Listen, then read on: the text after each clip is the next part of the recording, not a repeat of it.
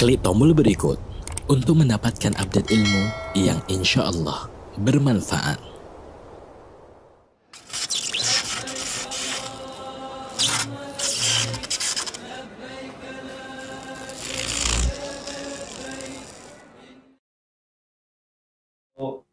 Memulai kajiannya pada malam hari ini. Fadhal. Jazakumullah khairan. Assalamualaikum warahmatullahi wabarakatuh. Alhamdulillah alladzi bi ni'matihi tatimmu shalihat. Segala puji bagi Allah Jalla Jalaluh yang karena nikmatnya kebaikan-kebaikan menjadi sempurna. Yang karena rahmatnya niat baik hamba dapat terlaksana. Allahumma salli wa sallim wa zid wa barik wa an'im ala sayyidina wa maulana Muhammadin wa ala alihi wa ashabihi ajma'in. Ya Allah, semoga salawat, salam, berkah dan nikmat senantiasa Engkau curahkan dan tambahkan untuk baginda Nabi kita Muhammad alaihi salatu wassalam, untuk keluarga beliau, untuk istri-istri beliau, untuk putra-putri beliau, dan untuk seluruh sahabat Nabi. Semoga Allah meridhai kita bersama mereka. Amma ba'd, ahibati fillah, khususnya keluarga besar Al-Wildan Islamic School, kita akan berbincang tentang kurban. Tapi sebenarnya kurban ini bermula dari cinta. Kalau bicara cinta, maka cinta itu sulit untuk diartikan dengan kata-kata. Tidak pula dengan gambar atau emoticon atau emoji yang terkadang seakan-akan menggantikan ungkapan hati. Cinta itu dibuktikan dengan pengorbanan. Kita semua beragama Islam, bahkan lahir Islam. Tentunya kita cinta kepada Allah Sang Pencipta Jalla Jalaluh. Dia yang menciptakan kita. Kita tuh sama orang tua kita cinta sekali. Sama bapak, sama bunda kita. Karena kita melihat kedua orang itu telah berjuang memberikan yang terbaik buat kita. Bagaimana tatkala kita melihat kebaikan Allah Sang Pencipta yang telah memberikan kepada kita segala-galanya.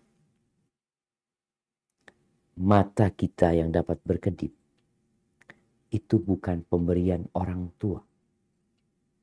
Bukan pula pemberian bangsa dan negara.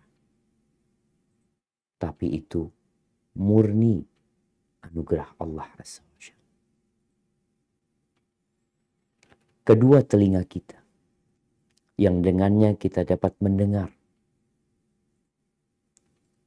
itu juga pemberian Allah Azza wa Jalla.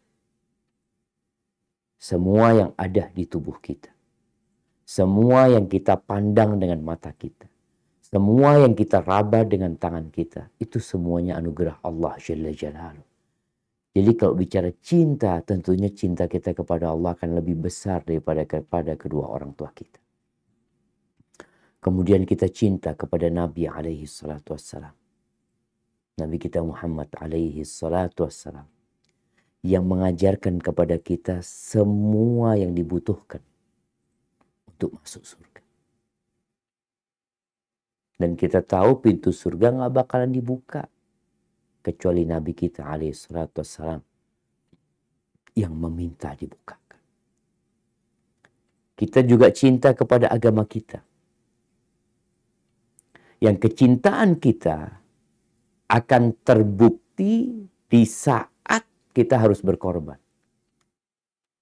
Mana yang lebih kita cintai?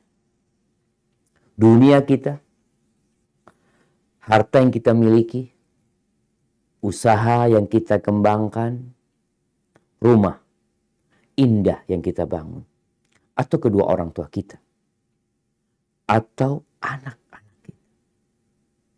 Mana yang lebih kita cintai? Pasangan hidup kita. Suatu saat tatkala kita diminta untuk membuktikan cinta, maka harus ada yang dikorbankan. Allah Azza wa Jalla berfirman di surat At-Taubah ayat 24. Menjelaskan kepada umat manusia agar mereka membuktikan cinta mereka. Apa kata Allah? Nah, silakan dibaca.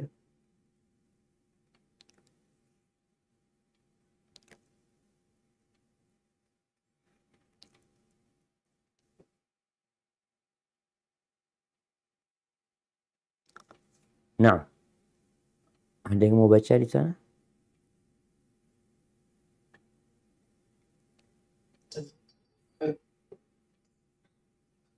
طيب أعوذ بالله من الشيطان الرجيم قل إن كان آباؤكم وأبناؤكم وإخوانكم وأزواجكم وعشيرتكم وأموال اقترفتموها وتجارة تخشون كسادها ومساكن ترضونها أحب إليكم من الله ورسوله وجهاد في سبيله فتربصوا حتى يأتي الله بأمره والله لا يهدي القوم الفاسقين.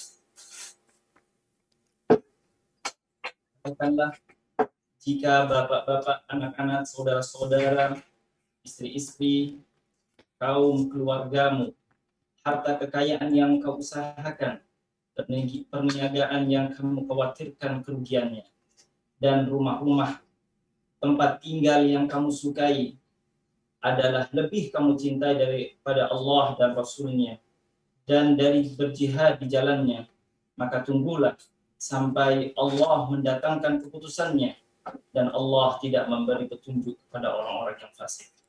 Subhanallah. Maka buktikan cinta itu dengan berkorban. Kadangkala yang kita korbankan itu, ya, kedekatan kita dengan orang tua. Bagaimana Nabi Ibrahim alaihissalam diusir sama orang tuanya oleh bapak. Diusir sama kaumnya, bahkan dibakar. Tapi nggak peduli Nabi Ibrahim. Karena buat dia, Allah lebih dia cintai daripada bapak dan bangsa. Dan setiap umat itu punya syariat berkorban. Menyembelih, mengucurkan darah dari hewan ternak. Allah mengatakan likulli ummatin ja'alna mansakan hum nasiku. Untuk setiap umat. Kalau kita cerita tentang kurban, nanti kita cerita di masa pandemi ini apa yang harus bisa kita korbankan. Maka cerita kurban ini dimulai pada waktu Allah Azza wa Jal memerintahkan kepada kedua putranya Nabi Adam alaihi salam untuk berkurban. Siapa mereka? Habil dan Qabil.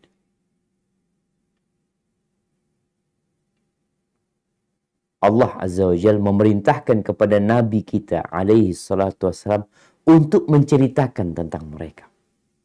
Panjang cerita mereka, tapi kita akan baca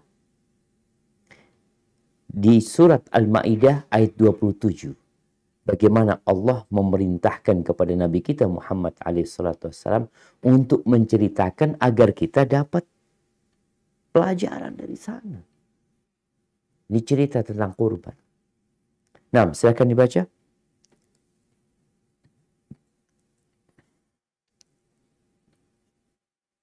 أعوذ بالله من الشيطان الرجيم واتلو عليهم نبأ ابني آدم قربا قربانا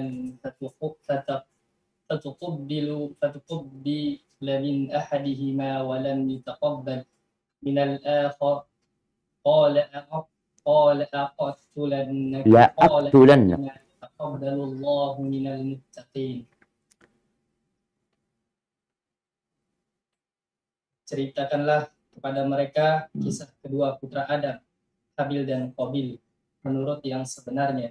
Ketika keduanya mempersembahkan kurban, maka diterima dari salah seorang dari mereka berdua, Habil, dan tidak diterima dari yang lain, Qabil. Ia berkata, "Aku pasti membunuhmu," berkata Habil. "Sesungguhnya Allah hanya menerima kurban dari orang-orang yang bertakwa." Barakallahu fiikum. Allah perintahkan kepada Nabi, "Wattlu alaihim naba'a abnai Adam bil haq." Ceritakan tuh. Idh qarraba qurbanan. Ketika keduanya itu mempersembahkan kurban. Kurban itu sebenarnya maknanya mendekatkan diri kepada Allah. Dari asal kata qarib. Kita ingin dekat sama Allah Azza wa Jalla. Kita mempersembahkan kurban itu. Al-Imam At-Tabari dalam tafsirnya menukil beberapa riwayat tentang cerita ini.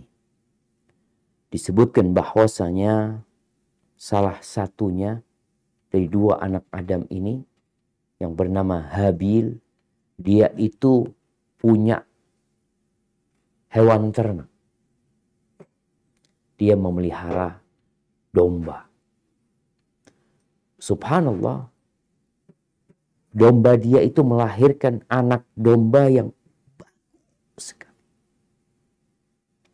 Dikatakan fa'ahabbahu hatta kana yu'thiruhu billayl. Sampai di malam hari, bagaimana domba itu mempengaruhi tidur dia di malam hari. Wa kana yahmiluhu ala dhahrihi min hubbi. Sampai digendong.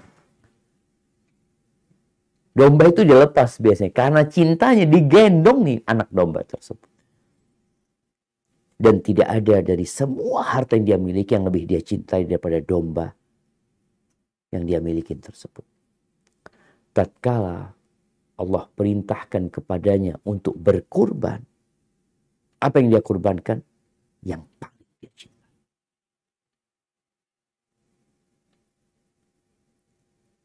Maka disebutkan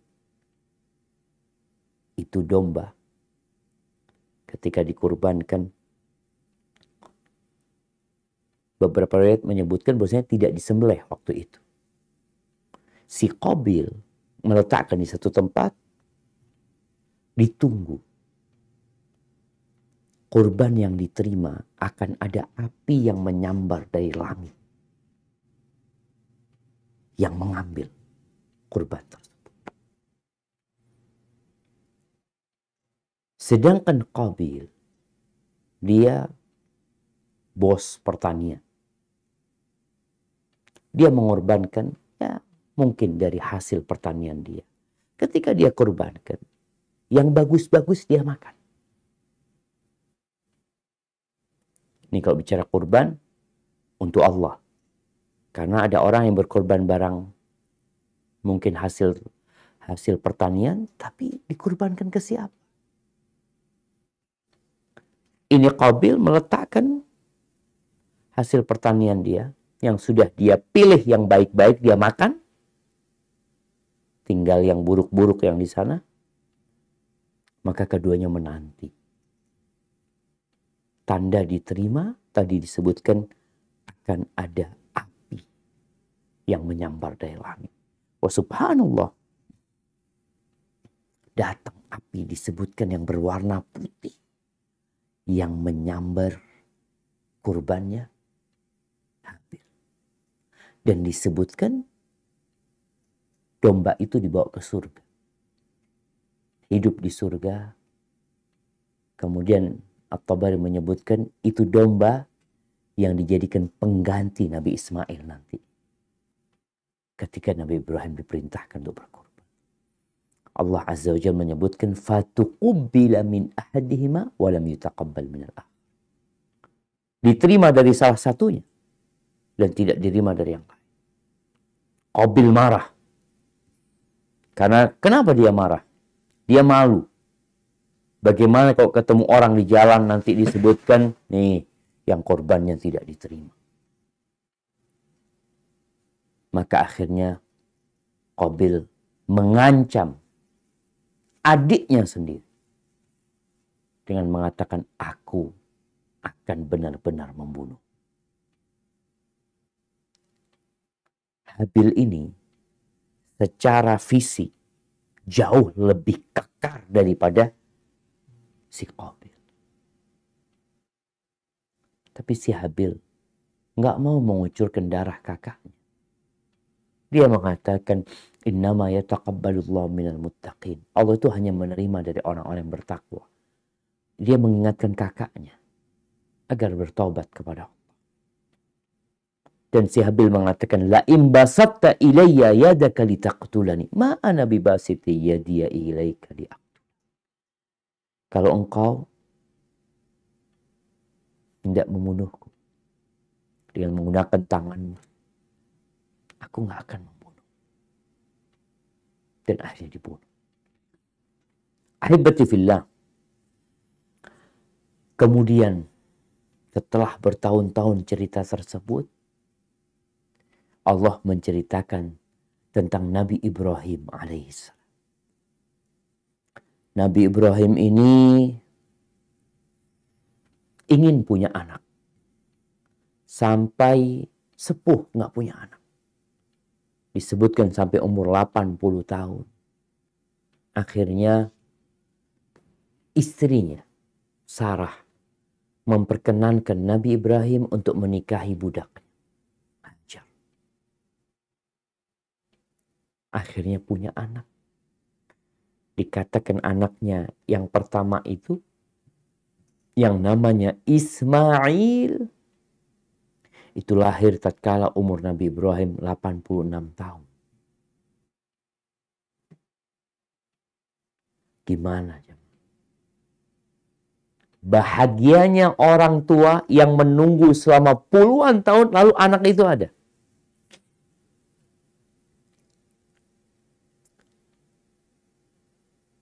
Ketika anak itu lahir, mulai pengorbanan cinta harus dibuktikan.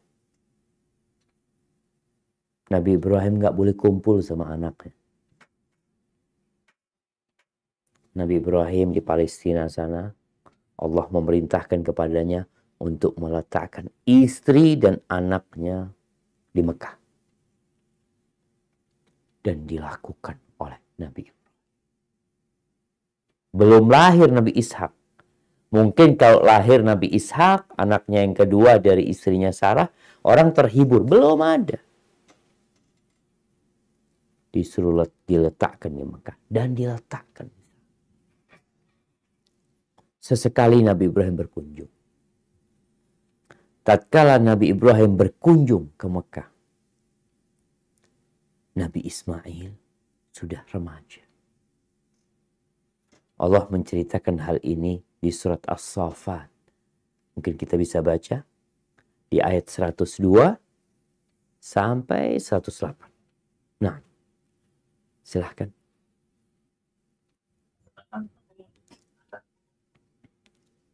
فلما بلغ معه السعي قال يا بني إني أرى في المنام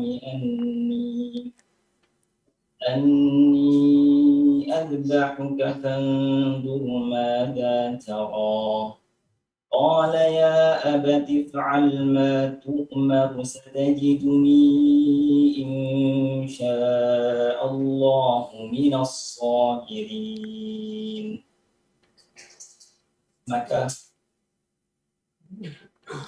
Maka tatkala anak itu sampai pada umur sanggup, berusaha bersama-sama Ibrahim. Ibrahim berkata, "Hai anakku, sesungguhnya aku melihat dalam mimpi bahwa aku menyembelihmu. Maka pikirkanlah apa pendapatmu." Dia menjawab, "Hai bapakku, kerjakanlah apa yang diperintahkan kepadamu. Insya Allah kamu akan mendapatiku termasuk orang-orang yang sabar." فلما أسلما وتله للجبين. Tatkala keduanya telah berserah diri dan Ibrahim membaringkan anaknya atas pelipisnya, nyatalah kesabaran keduanya. وَنَادَيْنَاهُ أَنْ يَا إِبْرَاهِيمُ. Dan kami panggillah dia, hai Ibrahim. قَدْ صَدَّقْتَ الرُّؤْيَا إِنَّا كَذَلِكَ نَجْزِي الْمُحْسِنِينَ. Sungguhnya kamu telah membenarkan mimpi itu. Sungguhnya demikianlah kami memberi balasan kepada orang-orang yang berbuat baik. Inna hadza lahuwal bala'ul mubin. Sungguhnya ini benar-benar suatu ujian yang nyata. Wa fadainahu bidzibhin 'adzim. Dan kami tebus anak itu dengan seekor sembelihan yang besar. Wa tarakna 'alaihi fil akhirin. Wa tarakna 'alaihi fil akhirin. Kami abadikan untuk Ibrahim itu ujian yang baik di kalangan orang-orang yang datang kemudian. Barakallahu fikum. Ahibati fillah. Allah memerintahkan kepada Nabi Ibrahim bukan untuk mengorbankan seekor onta. Tidak pula 10 ekor onta. Bukan sapi jantan yang gagah perkasa, yang beratnya 1,3 ton. Tapi putra semata. Putranya satu-satunya yang ditunggu puluhan tahun. Ketika dia sedang lucu-lucunya, sudah bisa membantu orang tuanya, Allah perintahkan Nabi Ibrahim untuk menyembelih anak.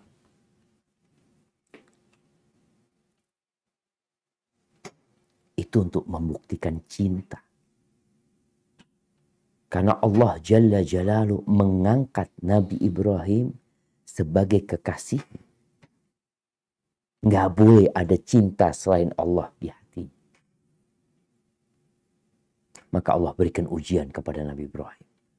Dan Nabi Ibrahim membuktikan cinta.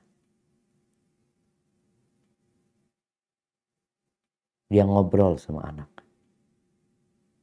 Wahai Ananda, aku bermimpi semalam bahwa aku menyembelih. Mimpi para nabi adalah kebenaran. Maka sang anak tanpa berpikir panjang, ayahnya nyuruh anaknya berpikir. Tapi sang anak benar-benar membantu bagaimana orang tuanya menyempurnakan kecintaan. Tadi kita baca di surat Taubat, mana yang lebih kau cintai? Orang tua, anak, atau Allah Azza wa Jalla? Nabi Ibrahim buktikan. Dan Nabi Ismail mengatakan, ya abadi, if'al ma tu'mar. Wahai ayahanda, laksanakan apa yang diperintahkan kepada. Satajiduni insyaallah minas sabirin. Engkau akan mendapati aku insyaallah termasuk orang-orang yang sabar. Ahibati fillah, orang tua nih, demi anaknya dia keluarkan uang. Nih, berapa banyak yang harus orang tua keluarkan agar anaknya sekolah di Al-Wildan Islamic School? Berapa keringat yang harus dikucurkan agar dapat membayar SPP di sekolah anak? Dan dilakukan oleh orang tua. Karena dia cinta sama anaknya. Dia berharap anaknya nanti akan menjadi seperti ini, seperti itu.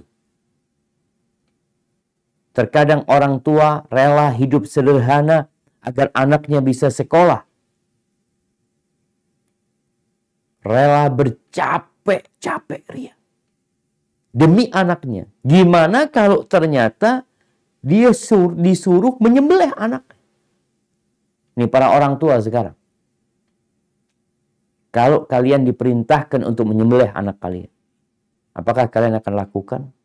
Akan berpikir 1001 kali.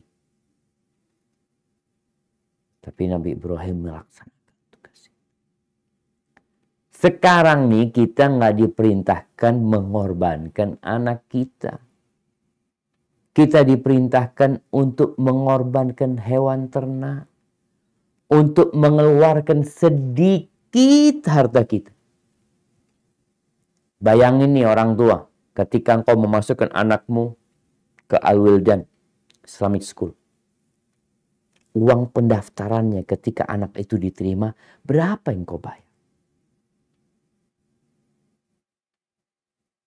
Dan berapa yang engkau korbankan hari ini untuk Allah Azza wa Jalla? Itu engkau korban buat anakmu. Tapi sekarang nih, kita udah masuk bulan Dzulqa'dah. Bentar lagi masuk ke bulan Dzulhijjah.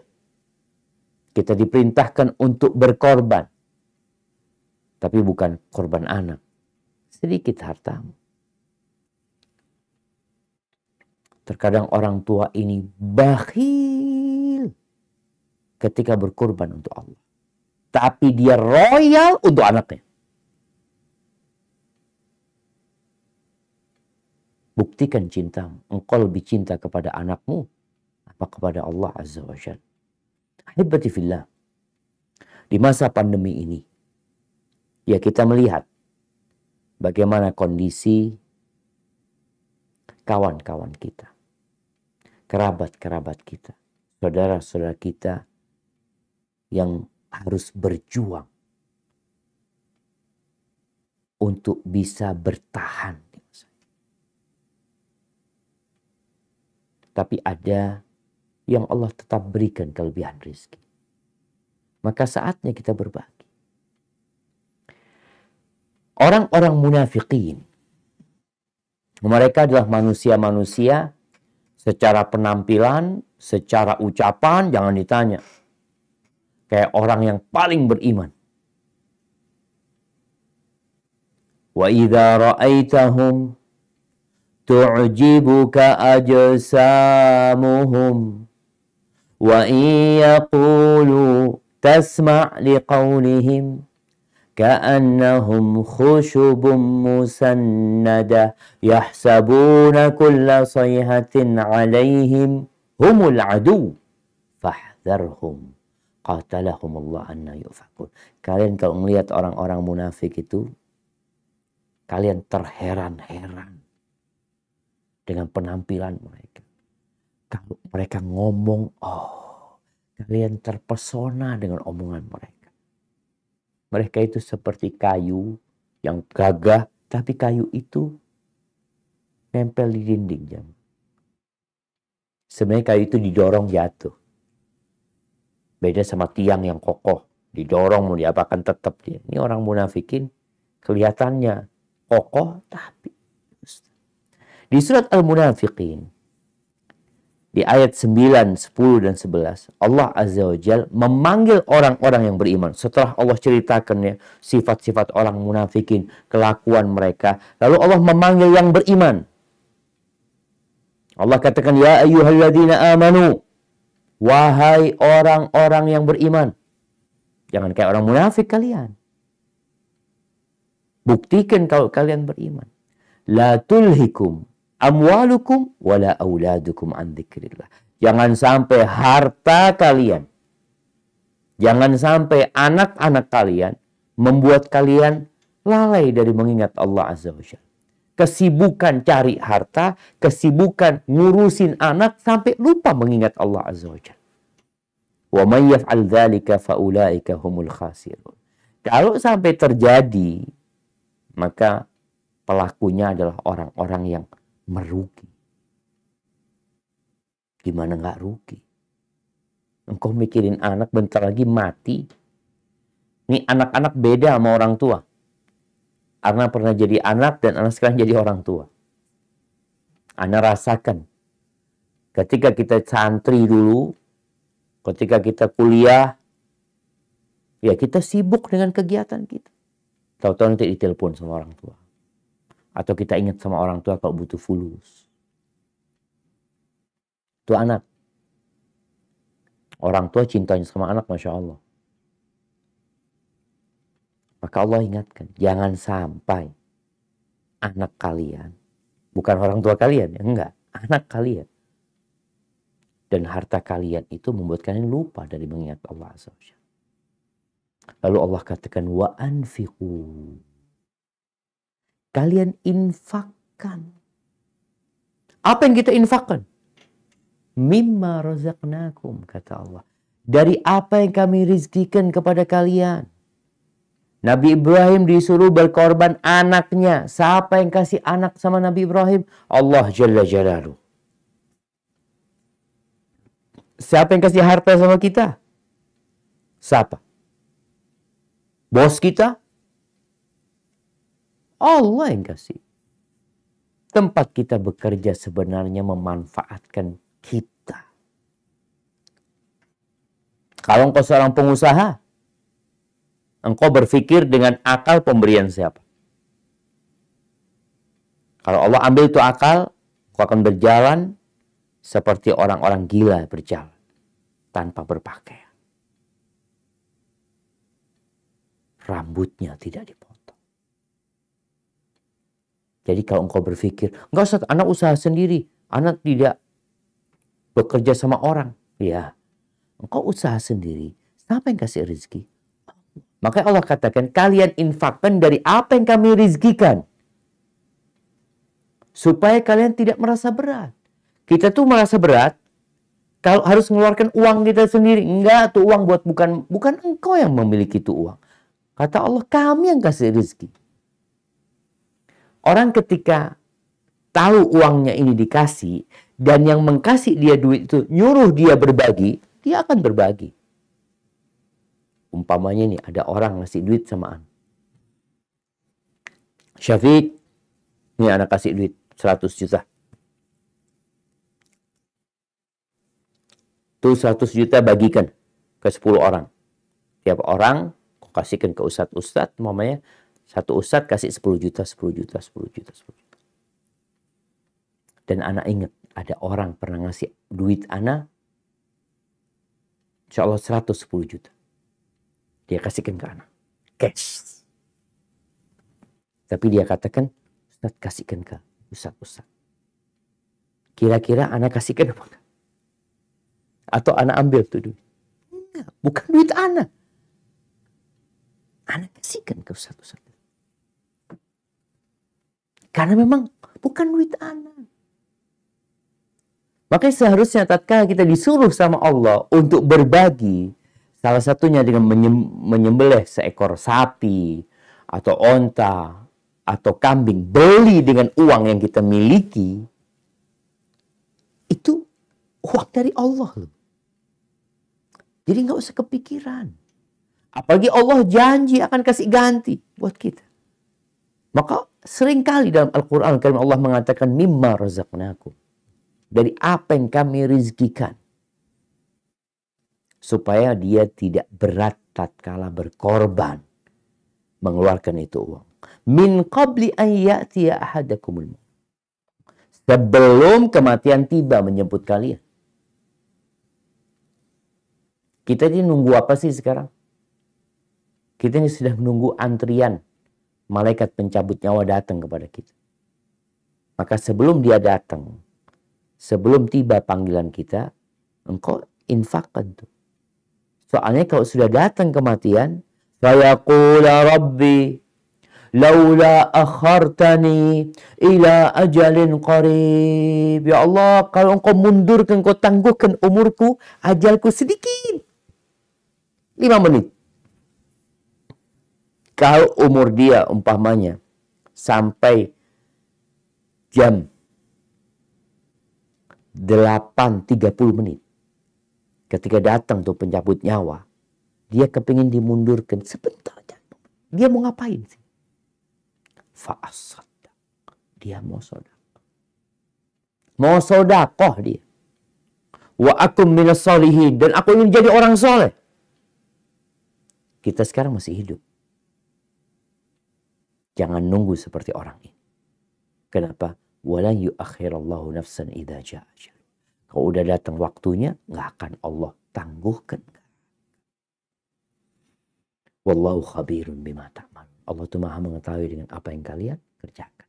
Maka di masa pandemi ini, ya bukan sekarang aja, sepanjang masa seharusnya muslim itu terus berkorban. Engkau bisa beli handphone. Berapa harga handphonenya? 29 juta. Kurbannya berapa juta? 3 juta.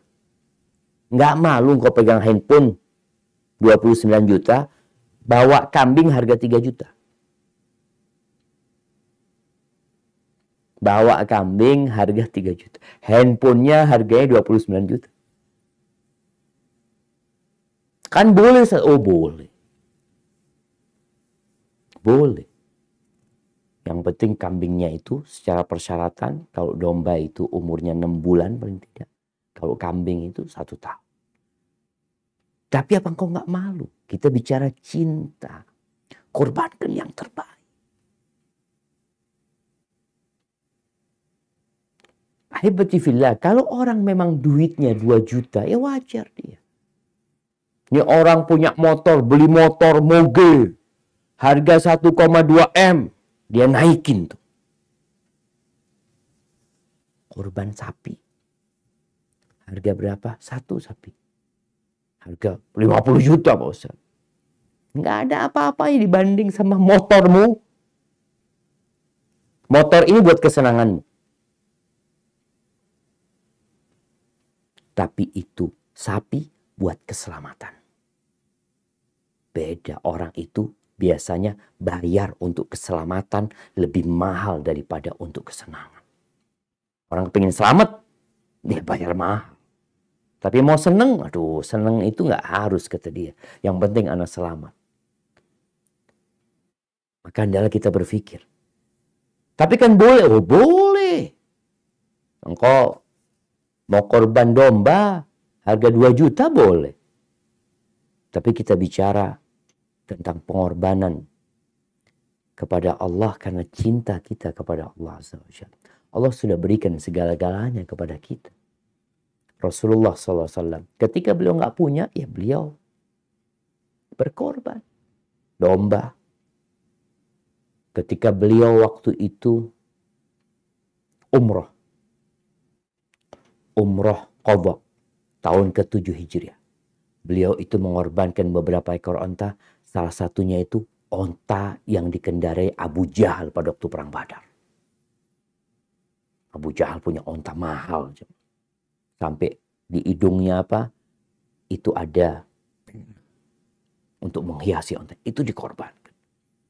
Dan tatkala Nabi alaihi salatu wasallam haji wada. Ini bicara haji itu korban, subhanallah. Korban waktu, korban harta. Dia tinggalkan keluarganya, dia tinggalkan negerinya. Dia tinggalkan pekerjaannya, usahanya, pabriknya. Berangkat dia. Nabi SAW berangkat. Meninggalkan kota Madinah. Membawa 100 ekor onta. Itu buat Nabi. Nabi mengorbankan 100 ekor. Istri-istrinya disembelihkan lain. Untuk bayar dam mereka. Itu Nabi 100 ekor. Maka ahibati fillah. Ya semua terserah sama engkau. Engkau nggak mau berkorban. Kau mau berkorban. Mau korban kambing yang yang kurus. Orang datang cari yang paling murah.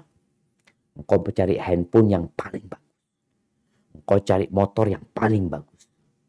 Kenapa ketika cari hewan kurban yang biasa-biasa aja. Hadza wallahu a'lam bishawab. Itu yang dapat Anda sampaikan pada kesempatan kali ini. Kurang lebihnya mohon maaf. Mungkin Anda kembalikan ke moderator. Jazakumullah khair.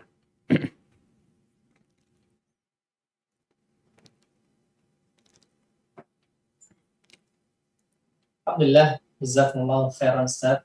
Masya Allah, materinya sangat bermanfaat sekali. Ustaz, mungkin kita buka 2 sesi pertanyaan, Ustaz ya. Tafadhal, Ustaz. Tafadhal. Barakallahu fiik. Pertama kita buka 3 pertanyaan. Kita baca pertanyaan yang pertama. Bismillah, Assalamualaikum Ustaz. Semoga Ustaz dan kaum muslimin selalu dalam rahmat. Afwan Ustaz, izin bertanya. Ada 2 pertanyaan. Pertanyaan yang pertama, suami saya pedagang. Setiap dagang, saya selalu menyisihkan sedikit untuk ditabung dari hasil dagang dengan izin suami. Apakah boleh dari uang yang saya sisihkan itu saya bagi dua untuk keperluan mendadak dan sebagian saya tabung untuk disisihkan untuk haji? Tabungan haji ini suami tidak tahu. Nanti apabila sudah cukup baru saya beritahu apakah boleh. Barakallahu fikum. Nah, ya hibati fillah.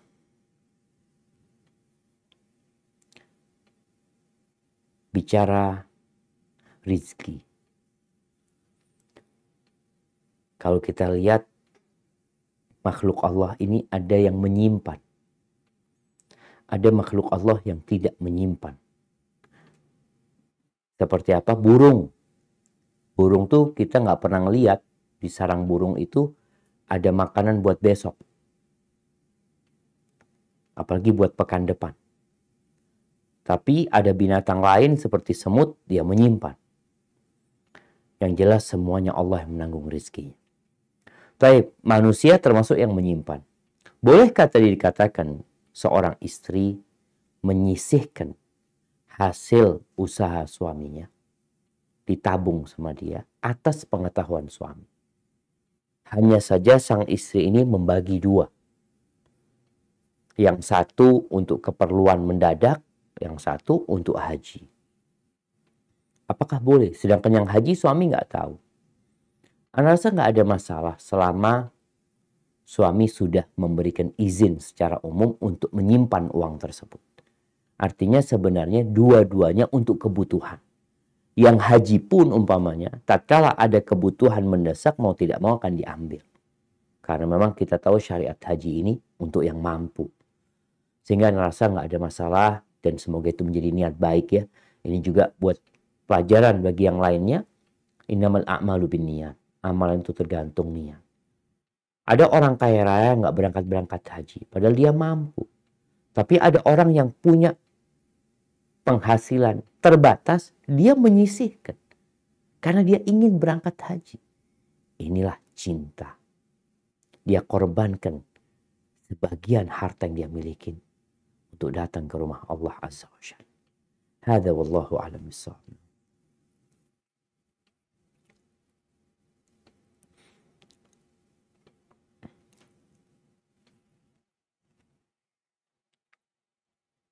Alhamdulillah, bisa kelas saya, insyaallah. Kemudian pertanyaan kedua, Ustaz.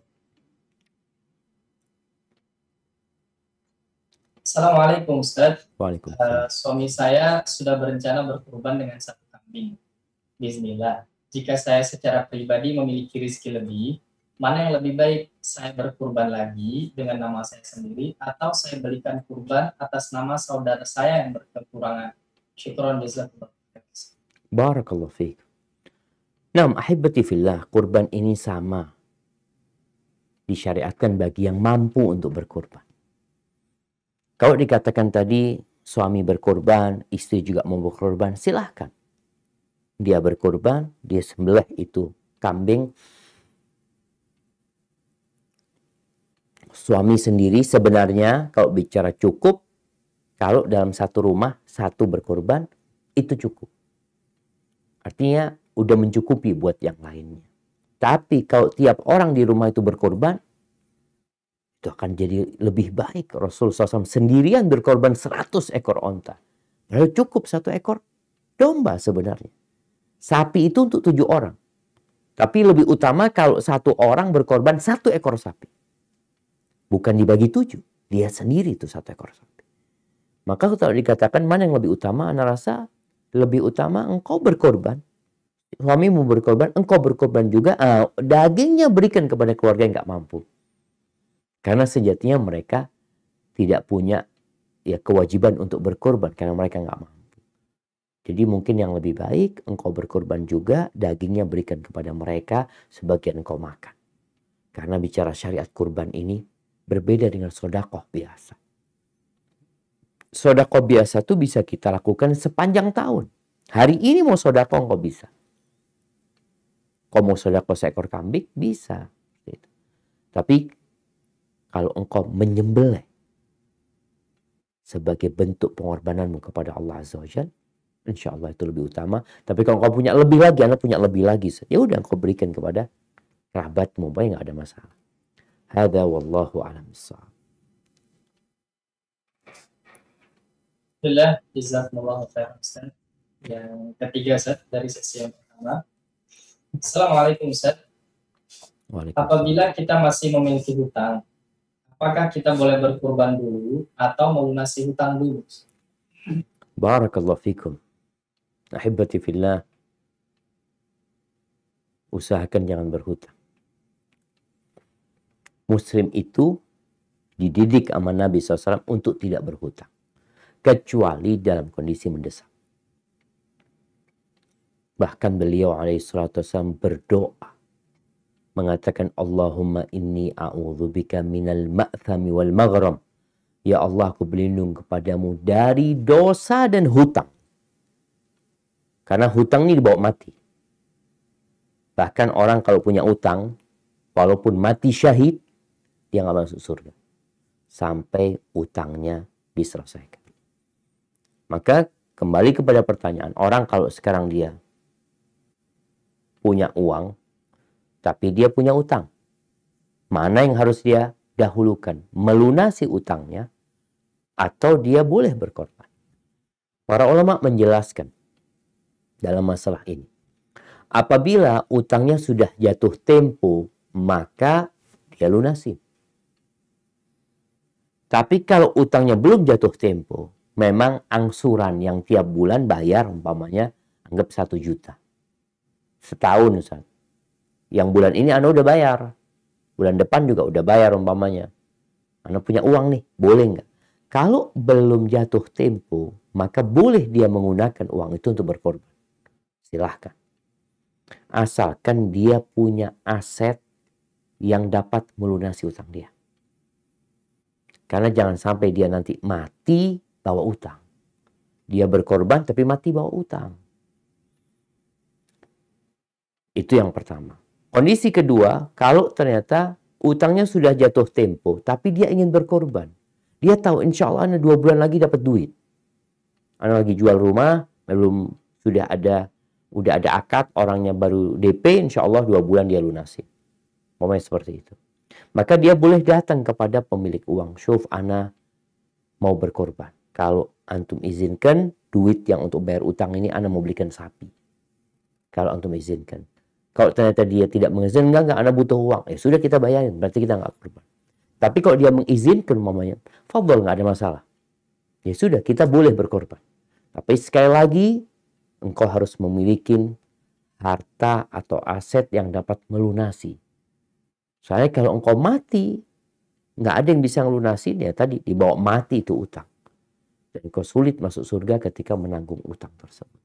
Hadza wallahu a'lam bissawab.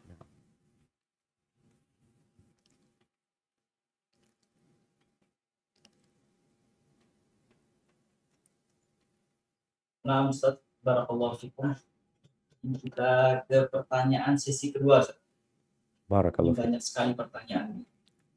Banyak sekali. Kamu mau dijawab semua, Ustaz, ya kira-kira, Ustaz?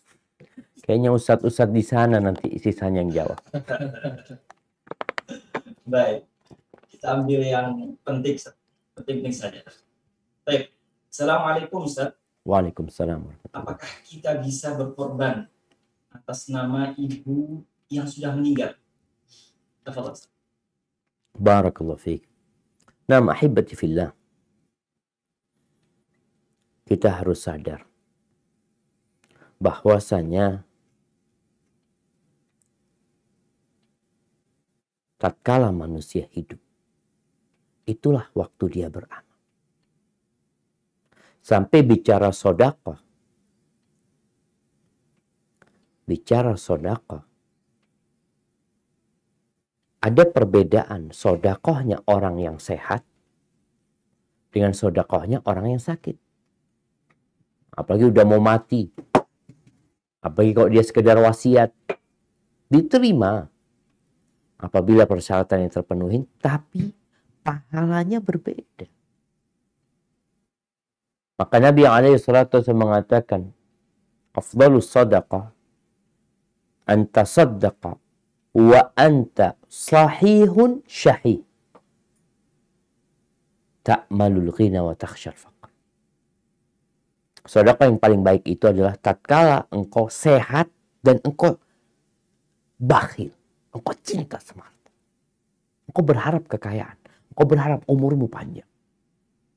Jangan engkau sedekah nanti kalau udah sakit-sakitan ya mengatakan ini buat fulan, ini buat masjid. Boleh. Tapi nilainya berbeda. Bagaimana sekarang kalau bicara sedekah buat yang mati? Yang salah satunya dengan berkorban. Boleh.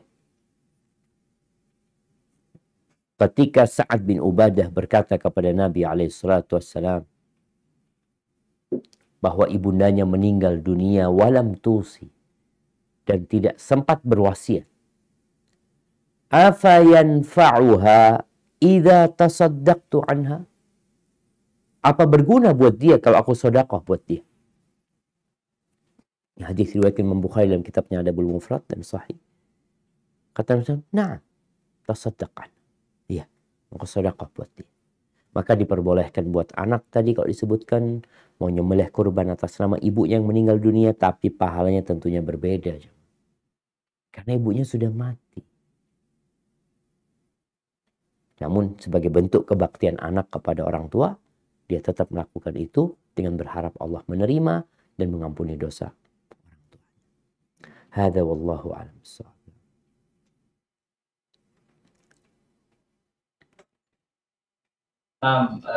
Kita ke pertanyaan kedua. Ini pertanyaan ini kayaknya dari mahasiswa nih, Ustaz. Atau apa mahasiswa STD itu berapa nggak tahu. Baik. Assalamualaikum Ustaz. Waalaikumsalam. Bismillah. Anda izin bertanya. Mohon penjelasannya, mana yang lebih afdal, menabung untuk biaya kuliah atau menabung untuk berkurban? Jazakumullahu khairan.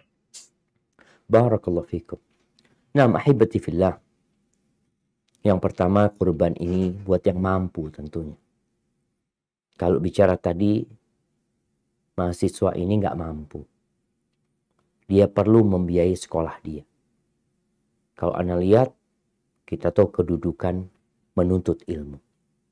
Dan menuntut ilmu ini perlu biaya. Maka tabunglah uangmu untuk menuntut ilmu. Untuk belajar. Tatkala Allah memberikan kelebihan harta nanti, dan engkau sudah punya ilmu, maka insya Allah hartamu bermanfaat. Karena engkau punya ilmu. Ketika itu, engkau berkorban. Karena jamaah, memang kalau bicara mana yang lebih utama, ini yang disebut dengan fiqhul aulawiyat. Mana yang lebih utama? Dua-duanya boleh. Tapi mana yang lebih utama? Ketika dengar adzan, kita sedang baca Quran. Mana yang lebih utama ya? Anda jawab adzan atau Anda baca Quran? Baca Quran ini 1 huruf 10 kebaikan. Tapi kalau dikatakan nanti nih, kalau engkau tinggalkan menjawab adzan ini cuma sebentar. Setelah itu engkau kehilangan waktu untuk menjawab adzan. Sedangkan baca Quran, bisa sepanjang waktu engkau membaca Al-Quran Karim. Maka insya Allah, yang lebih utama tentunya tadi menjawab adzan. Berkaitan dengan kurban ini, karena engkau memang sedang mau menuntut ilmu dan engkau tidak mampu, maka silahkan engkau tabung itu uang untuk belajar.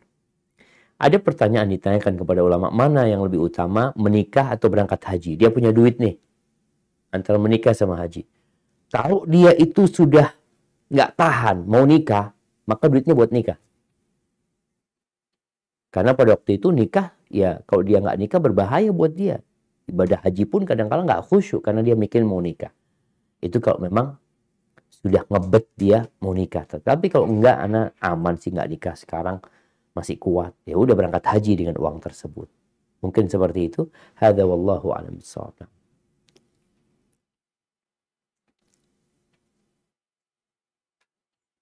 Barakallahu fikum. Ini pertanyaan terakhir yang udah malam. Assalamualaikum Ustaz. Waalaikumsalam warahmatullahi Mana yang lebih afdal, berkurban 1 orang 1 kambing atau 1 sapi dibagi menjadi 7? Karena pernah Ana mendengar bahwa lebih afdal 1 orang 1 kambing. Barakallahu fikum Ustaz. Barakallahu fiik. Naam ahibati fillah. Ingat, yang diterima sama Allah itu bukan dagingnya. Yang diterima sama Allah itu bukan darahnya, bukan gemuknya kambing, bukan. Allah Azza wa Jalla mengatakan, "La yanalallah luhumuha wala dima'uha walakin yanaluhu taqwa minkum." Nggak akan sampai kepada Allah darahnya, dagingnya, lah. Yang sampai kepada Allah itu ketakwaan kalian. Ketakwaan kita. Memang kalau kita bicara hukum fikih, para ulama fikih membahas tuh, mana yang lebih utama. Pembahasan ini, yang pertama, yang paling utama menurut jumhur ulama adalah satu orang satu ekor onta. Satu orang satu ekor onta. Yang kedua, satu orang satu ekor sapi. Yang ketiga, satu orang satu ekor domba. Itu lebih utama kata mereka. Jadi kalau bicara satu sapi untuk 7 orang, maka lebih utama satu domba untuk 1 orang. Tapi sebenarnya dua-duanya boleh. Kemudian kalau kita melihat dari sisi yang lainnya, kadangkala masyarakat nggak makan daging domba. Ketika kita berkorban domba, yang jelas kan nyembelihnya, ternyata nggak dimakan. Sayang. Kalau kita melihat dari sisi itu. Sehingga kadangkala orang, anak daripada satu kambing, anak mau sapi ber7 Ustaz. Karena memang kan korban ini untuk dimakan juga gitu. Selain untuk menyembelihnya, tapi untuk dimakan juga. Kita untuk bagikan kepada masyarakat. Maka silahkan, nggak ada masalah. Jadi kalau bicara mana yang lebih utama, tentunya yang paling utama tadi satu. Tapi terkadang dalam satu kondisi mungkin orang berpikir kalau dia nyembelih domba nggak ada yang suka daging domba. Kalau dia nyembelih sapi manfaatnya akan lebih banyak. Silahkan. Yang penting ketakwaanmu kepada Allah Azza wa Jalla. Karena jamaah kita diuji keikhlasan kita. Ada orang, ya kalau kita lihat sekarang ya. Sekarang itu kurban diserahkan ke panitia. Masjid, sekolahan, yayasan. Di masa Nabi SAW, ya orang korban sendiri-sendiri. Di rumahnya nyembelih, dia potong domba, dia makan, dia berikan kepada tetangganya. Pada waktu itu mungkin dia tidak tampak apa yang dia korban. Tapi kalau sekarang ditaruh di masjid, sapi dia paling besar. Tanya sapinya siapa? Sapinya anak. Maka ingat, nggak akan sampai kepada Allah dagingnya, wala darahnya, tapi yang sampai kepada Allah ketakwaan kita. Hadza wallahu a'lam bishawab, itu yang dapat Anda sampaikan. Semoga setelah kajian ini kita termotivasi untuk mengorbankan yang terbaik. Nah, Anda kembalikan ke para moderator. Jazakumullah khairan. Alhamdulillahirrahmanirrahim. Jazakumullahu khairan Ustaz atas ilmunya. Semoga Allah memberikan taufiknya kepada kita untuk bisa mengamalkan ilmu yang disampaikan tadi Ustaz. Kemudian berikutnya Ustaz, tadi kami ingin minta maaf karena qadarullah di Tangerang atau di Jakarta ini waktunya agak sedikit beda sama di Jawa Timur Ustaz. Jadi tadi agak sedikit telat kita mulainya sekitar 5 menit Ustaz. Afwan. Ustaz, mungkin kita sebelum tutup Ustaz, boleh diberikan sedikit kesimpulan dulu untuk kita mengenai materi kita hari ini Ustaz. Kayaknya antum yang ngasih kesimpulan lah.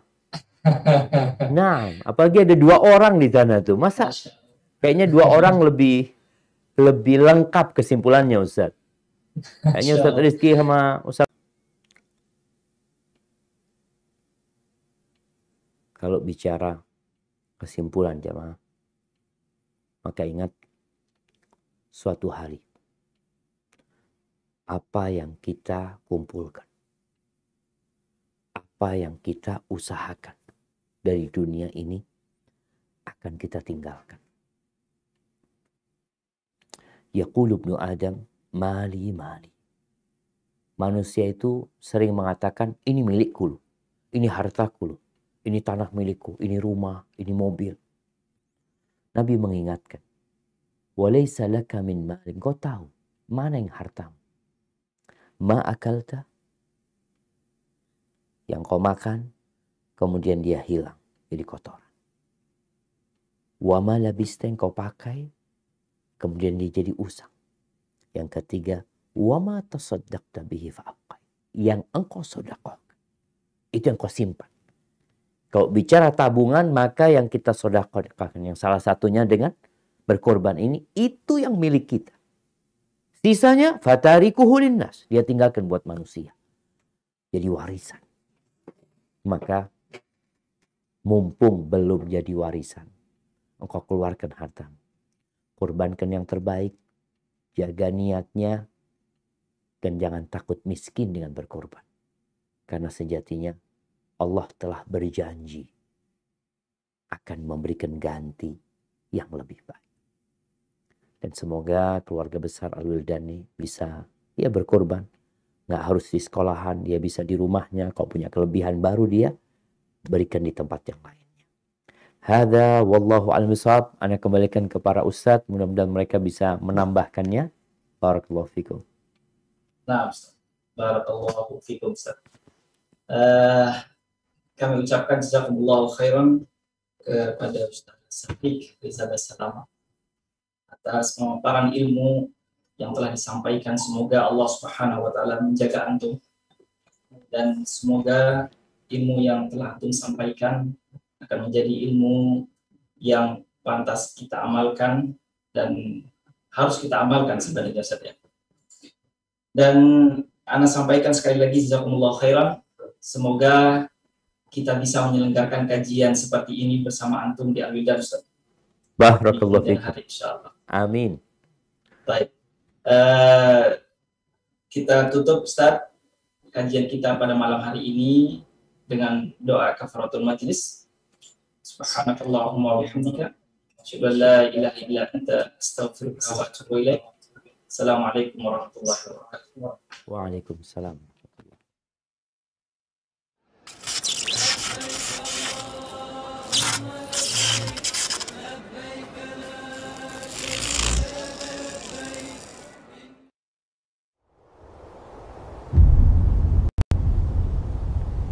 Klik tombol berikut untuk mendapatkan update ilmu yang insya Allah bermanfaat.